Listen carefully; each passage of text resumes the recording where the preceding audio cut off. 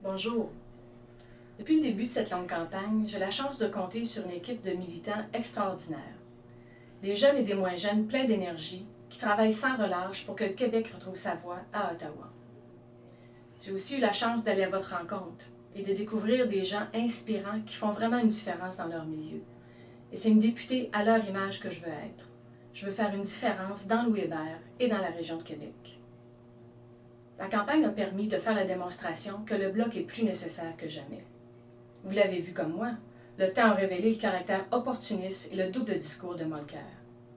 On a aussi vu que plus de 10 ans après le scandale des commandites, le Parti libéral est loin d'avoir fini de faire le ménage dans ses vieilles façons de faire de la politique. D'ailleurs, le coprésident de campagne de Justin Trudeau, qui en passant est l'ancien chef de cabinet de Jean Charest, a dû démissionner parce qu'il avait déjà commencé à faire du travail de lobbyiste auprès d'Énergie Est.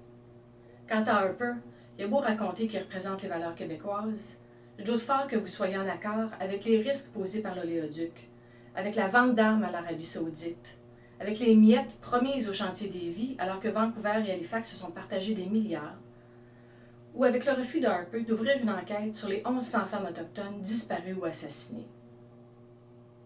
On se dirige vraisemblablement vers un gouvernement libéral minoritaire. Alors si on veut que les Québécois fassent des gains à Ottawa, il faut se donner une équipe qui va défendre nos valeurs et nos intérêts.